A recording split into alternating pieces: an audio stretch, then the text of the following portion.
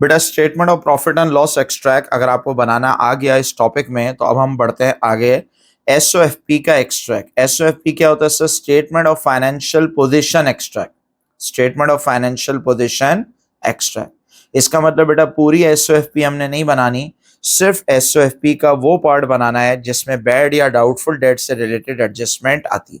आपको पता है बेटा जो इरिकवरेबल डेट है, बैड डेट या प्रोविजन फॉर डाउटफुल डेट है, ये दोनों चीजें हमारे कस्टमर्स ट्रेड रिसीवेबल्स को कम करती है। और ये जो कस्टमर्स होते हैं बेटा हमारे ट्रेड रिसीवेबल्स, ये होते हैं हमारे लिए करंट एसेट्स।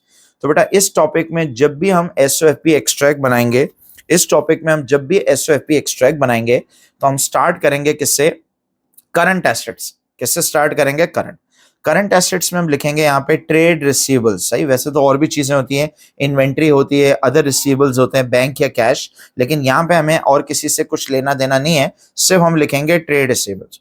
अब सवाल ये आता है जो ट्रेड रिसीवेबल्स आएगा बेटा यहाँ पे, ये क्या बिफोर बैड डेट आएगा या आफ्टर बैड डेट आएगा?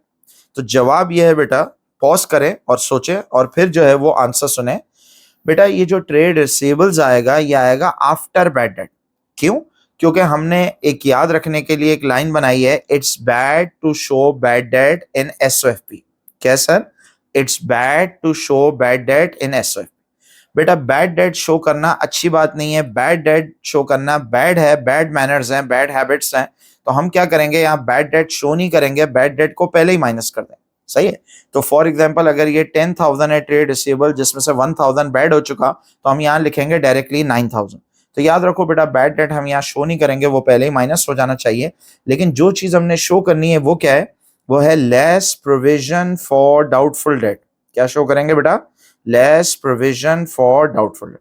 बैड डेट तो शो नहीं कर सकते लेकिन प्रोविजन को शो कर सकते। अब प्रॉफिट एंड लॉस में क्या आता है बेटा कि कितने से डाउट बढ़ गया या कितने से डाउट कम हो गया। एसओएफपी में क्या आता है, अब कितना डाउट रह गया। फॉर एग्जांपल बेटा पहले साल डाउट बढ़ गया था, सही है, जैसे हमने पहले वाले सवाल में देखा था।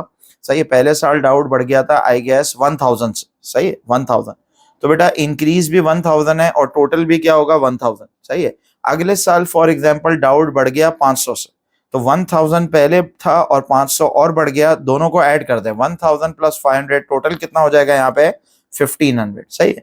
तीसरे साल बेटा डाउट कम हो गया था 250 से, तो अब हम क्या करेंगे, अभी तक इन दोनों को ऐड करके 1,500 हो गया, अगर 250 से कम हो गया तो अब यहाँ पे आ जाएगा 1,250।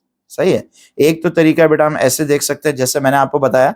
सही है, तीनों को नेट करते जाए, पहले साल सिर्फ 2019 का लेंगे, दूसरे साल 19-20 दोनों को ऐड कर देंगे और तीसरे साल 19-20-21 तीनों को नेट कर देंगे। नेट करने का मतलब बेटा अगर इंक्रीज हो रहा है तो ऐड करेंगे और डिक्रीज हो रहा है तो लेस करेंगे। इसको बेटा निकालने का एक और भी तरीका है। एक और तरीका ये है कि आपने पहले प्रोविजन का अकाउंट बना लिया होगा। क्या बना लिया होगा? Provision account. मैं आपको दिखा देता हूं। जब प्रोविजन अकाउंट आप पहले बना चुके होंगे तो आप प्रोविजन अकाउंट के उठाएंगे बैलेंस सीडी। क्या उठाएंगे? Balance CD.